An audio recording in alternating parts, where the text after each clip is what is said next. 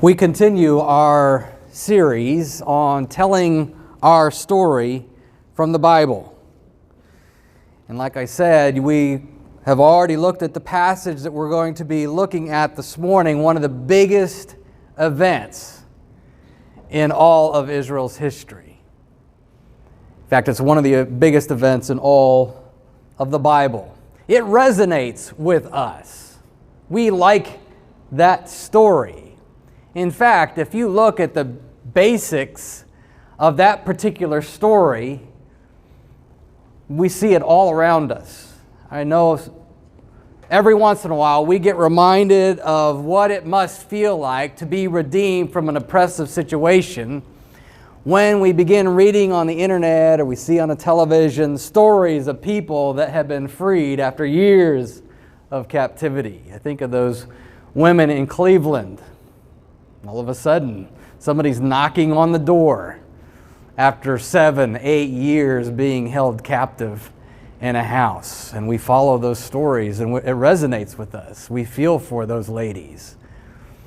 Elizabeth Smart's another one whose story resonates with us, being freed after years of captivity. Because we all know at some level, not that kind of captivity, but we all understand what it can be like at a basic level. In fact, Hollywood knows this.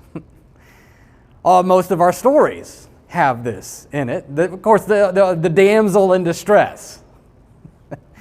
The cowboy saves the damsel in distress. The damsel's tied to the railroad tracks. Here comes the train. All of the Marvel, DC comics. All our heroes. You save the girl and you ride off into the sunset. Of course, now we have, it's not just get the girl, Captain Marvel's saving the guys. Wonder Woman, Supergirl. But it's the same idea. Saving, when things look their bleakest, somebody showing up to save the day. We're always looking for a savior.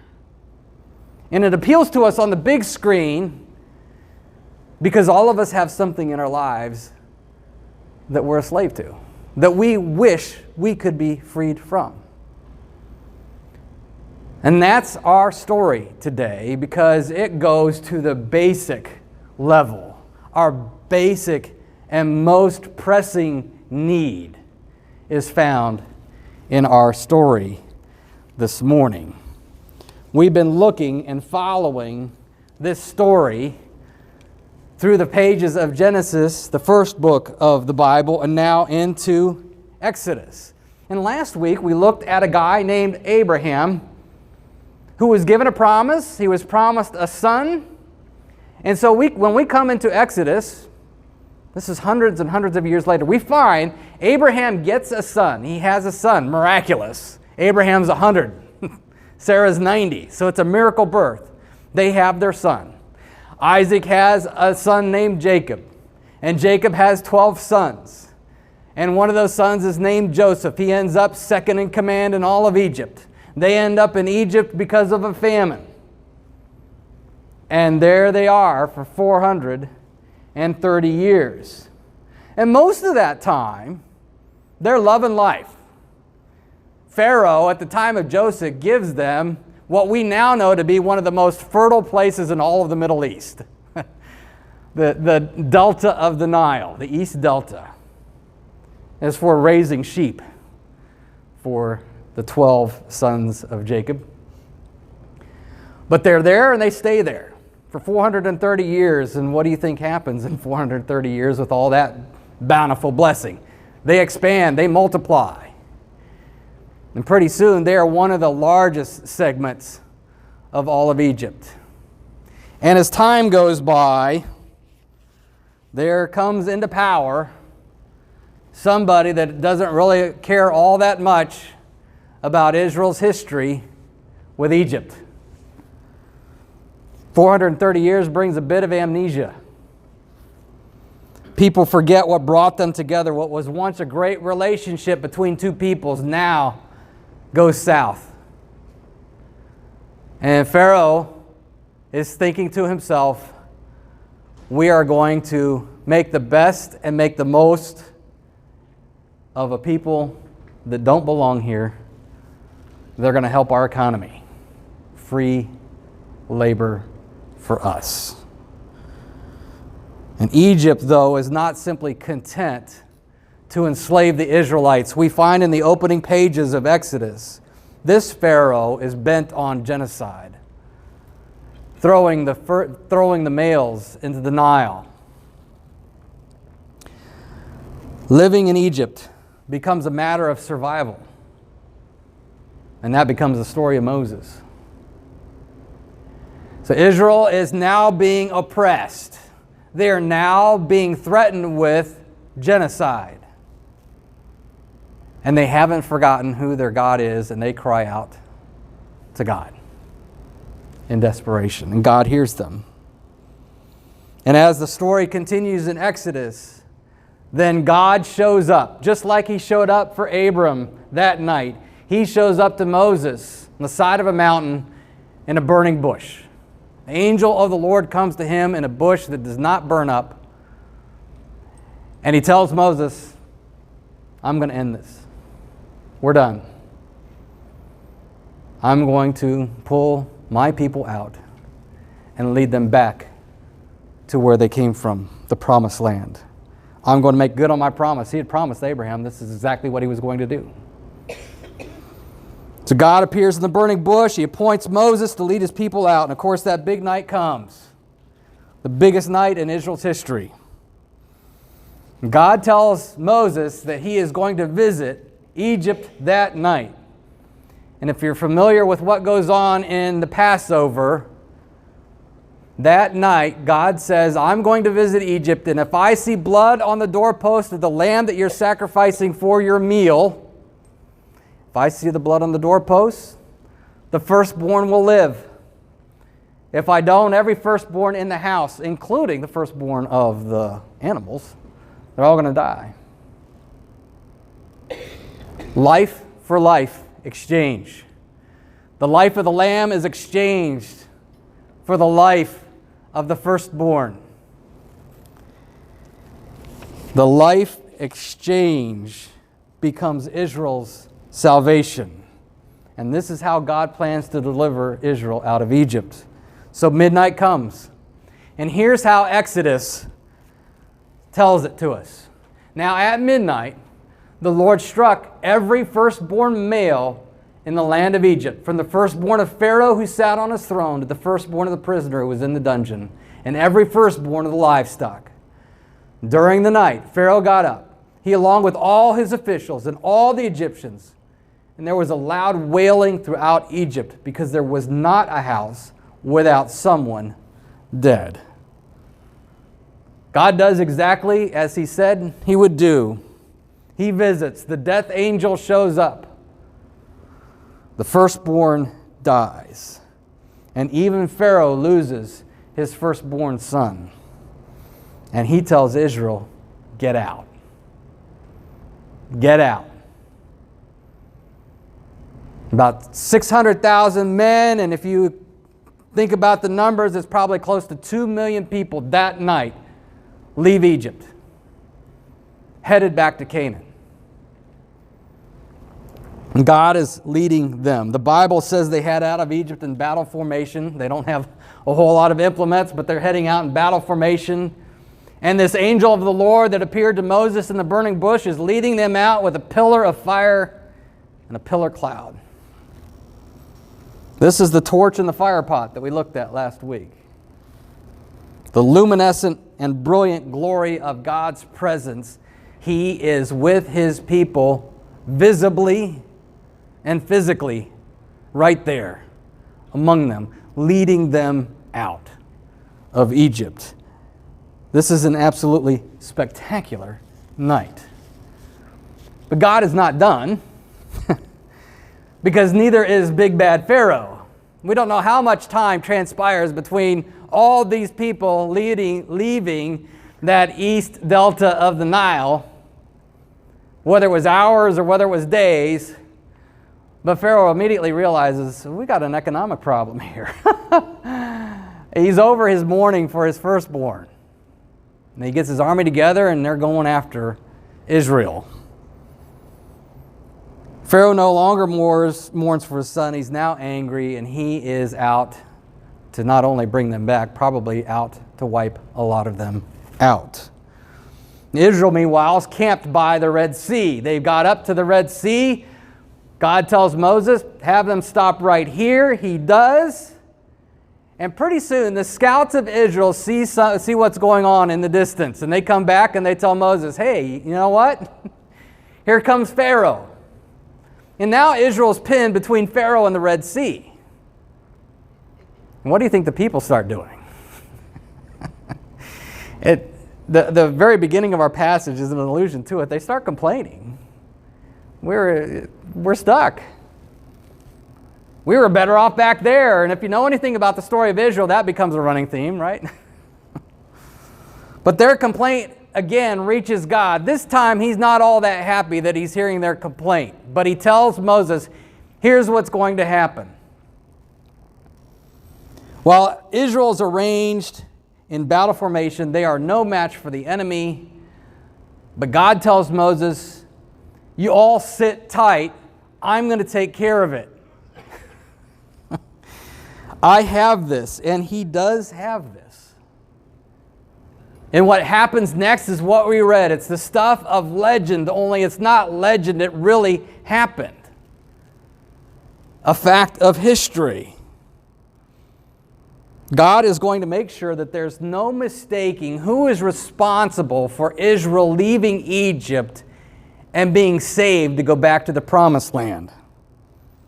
He is going to save Israel in an absolutely stupendous way. Something that can barely be believed.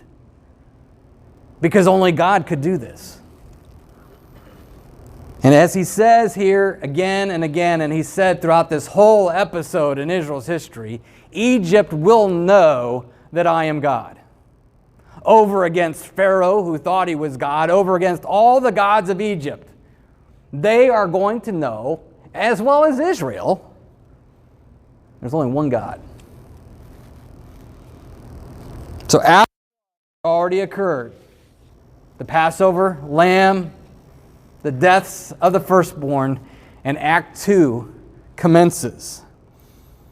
And Act 2 is a story that will be told to the generations, and as we recite it, it becomes a song that is sung for centuries.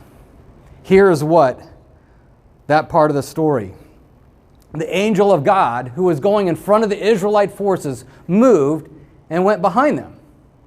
A pillar of cloud moved from in front of them and stood behind them.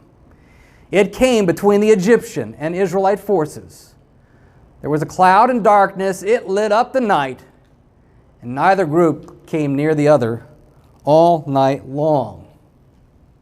So here's this angel of the Lord figure, the leader of God's army. This is God himself. What we see described here between the angel and the Lord are interchangeable because God himself has taken on a visible form as an angelic being.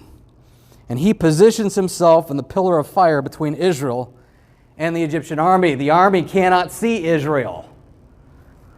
Moses raises his rod as God has told him to, and the Red Sea parts. The water's tall enough to be a wall. And they walk through on dry ground, making it to the other side.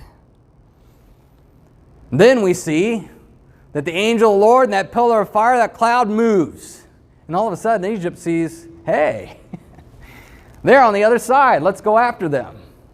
So they head into the middle of the Red Sea chasing Israel.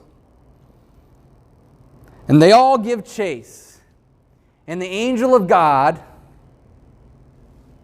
through Moses, pulls the water back on them, and they all perish. So Pharaoh not only loses a son, he loses his power, he loses his life. And that's the story. There's something we need to see here, and this is what we're going to spend just the next few moments looking at. There's something we need to see here that we tend to miss. when we look at this story, but it's absolutely essential. If we're going to understand this, the way the Bible presents it and how it affects us now and the Monday through Saturday of our lives,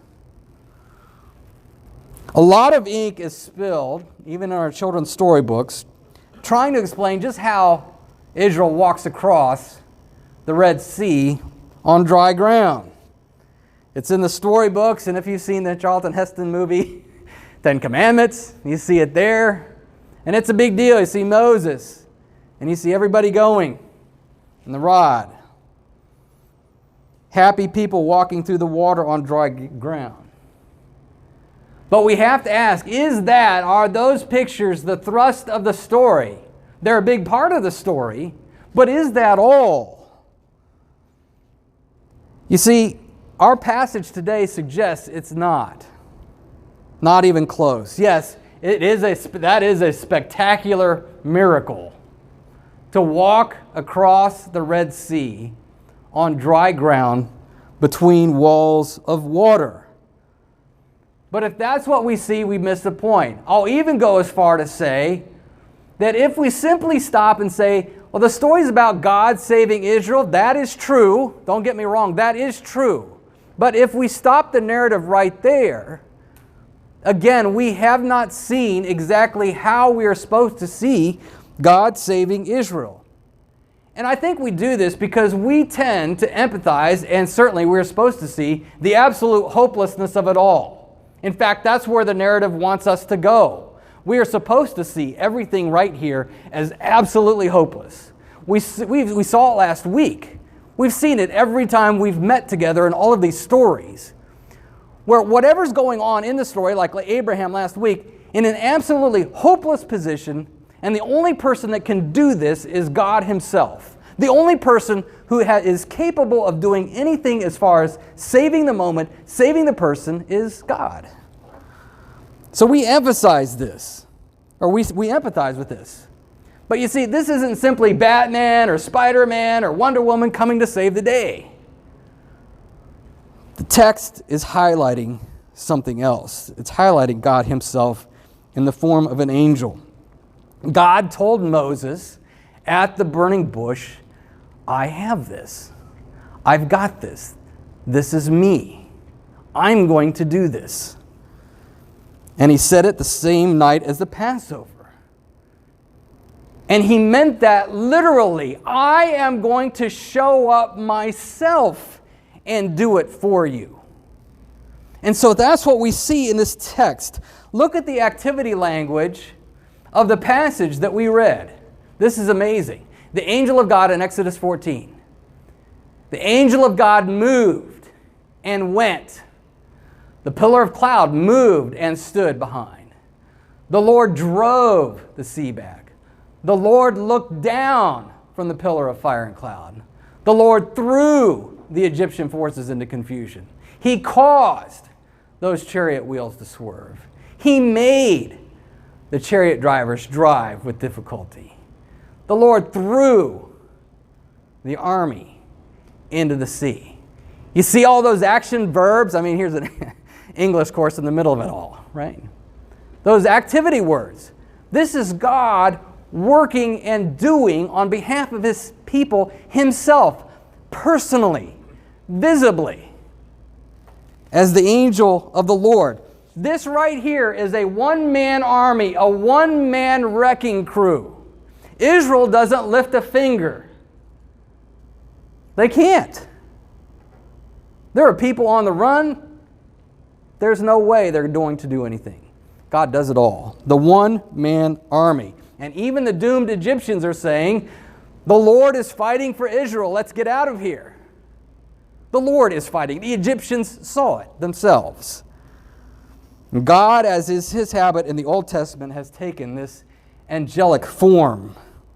It's been His MO since the garden and the sin problem. I am going to take care of this myself because you can't. You're in no position to do this.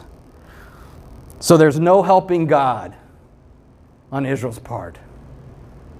There is no saving themselves. There is no cooperating with God. They have zero to do with their rescue. And there will be no question as to who it is who is responsible for saving his people from their oppressors. Not only is the angel taking center stage in this passage, so too is his glory. And we've seen this fire cloud before. It shows up throughout all of the Old Testament. And you start to look at a lot of the stories, and you start to get the feeling, you know what? I think God keeps showing up here, and it's this fire cloud, it's this fire pot idea. And as you read the Old Testament stories and you start seeing this is heaven itself meeting earth. And we're not talking about the skies up there. We're talking about heaven where God dwells. And it's interesting, those within the activity of that angel, at one point it says the angel looks down from the fire cloud. This is heaven itself. When God shows up, heaven shows up on earth. There is an intrusion into the normal activity of things in a brilliant way. And this fire cloud is showing up in the most decisive night in Israel's history. This is where God dwells. This is where we get the idea that God dwells with his people in a visible form. This is the same fire cloud that eventually is going to dwell over and cover the tabernacle and the temple. God with his people. His people could always look to the tabernacle, always look to the temple and say, hey, that's where God is. He's dwelling with us right now. So that the worst thing that ever we're going to get to this too, by the way, the worst thing that ever happens to Israel, when they finally disobeyed God and he says, we're done now with this, that glory cloud lifts up from the temple and leaves the city. He's out.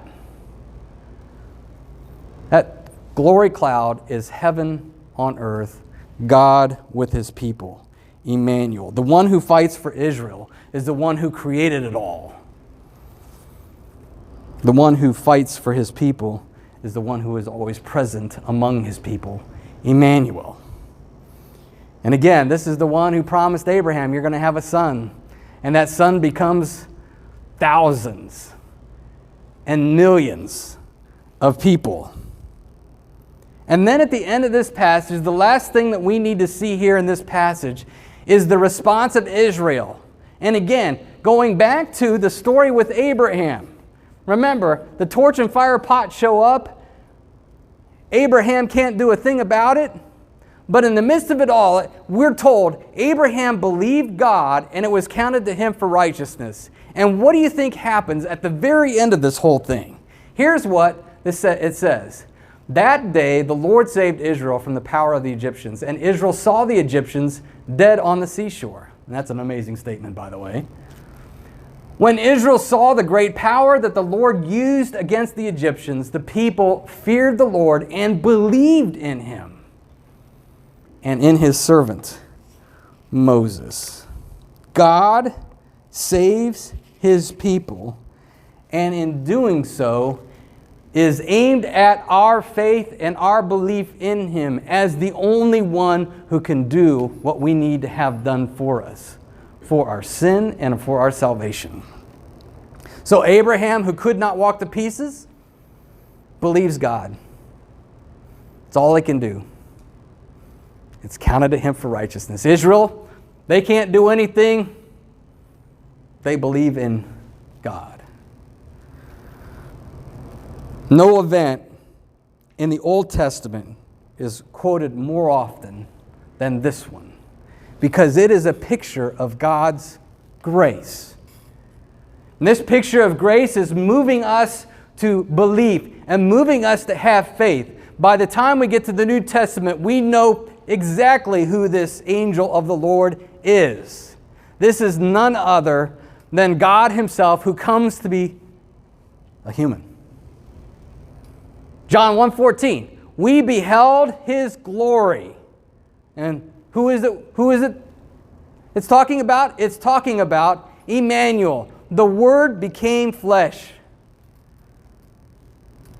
So this angel comes to dwell among his people.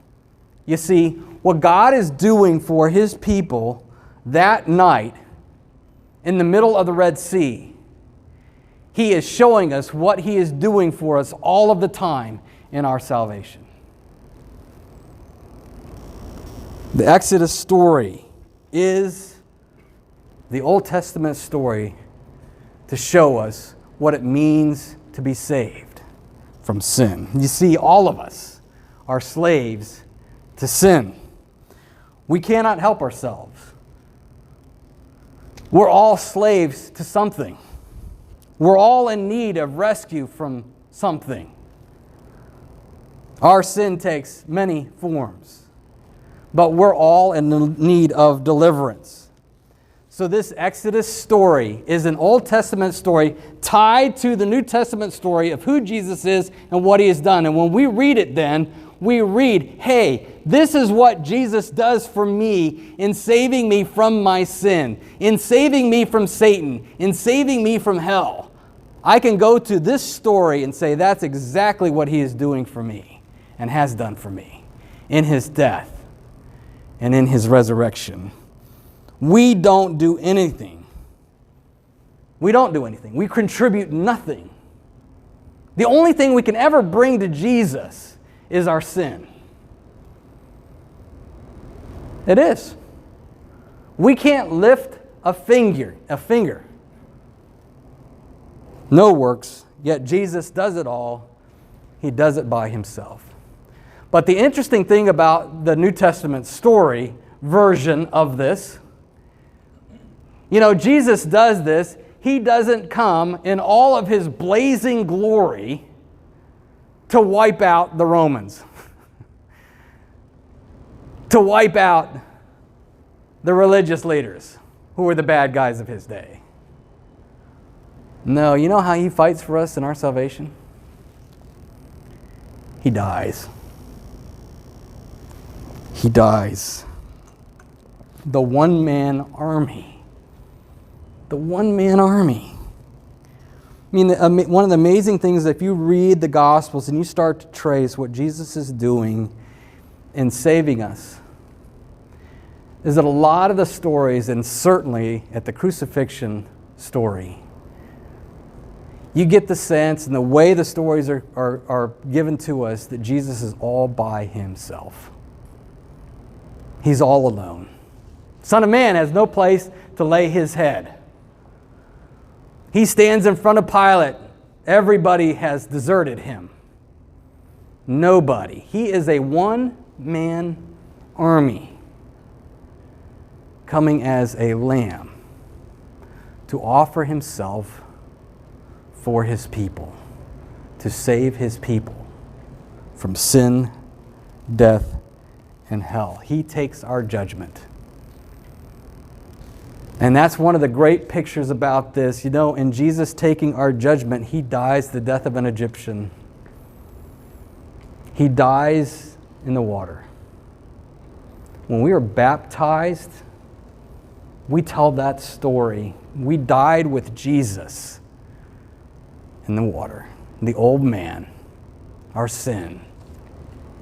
And he gives us life in exchange.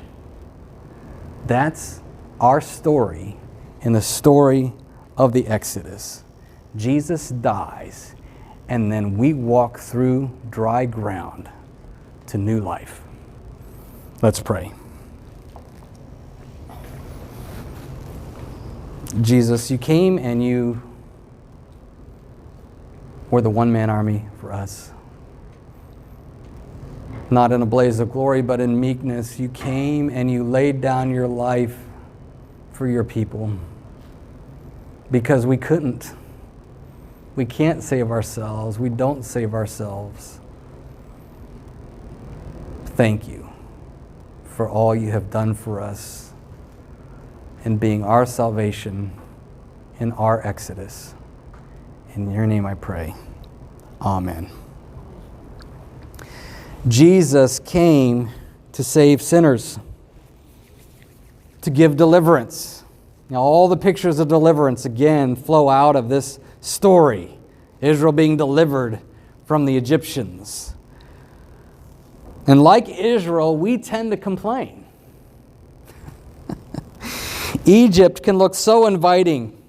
Egypt promises, again, if you listen to Israel, Egypt promises food, self-sufficiency, self-fulfillment. And all the while, what we don't get and what we don't remember is that Egypt entangles. Egypt enslaves. It may look good now, but at the end of the day, all it can promise is slavery. And so we need Jesus. We need Jesus to come and deliver us from our sin, from Satan, from death, from hell. Jesus must lead us out. And so he has done this in our baptism. He has done this in our salvation. He does it for us at the table. This is our exodus. This is our dry ground offered to us week in and week out. Because the one-man army died to make it so. The angel of the Lord who led his people out leads us out through the bread and through the wine. Week in and week out. All the promises of that angel are here in this table.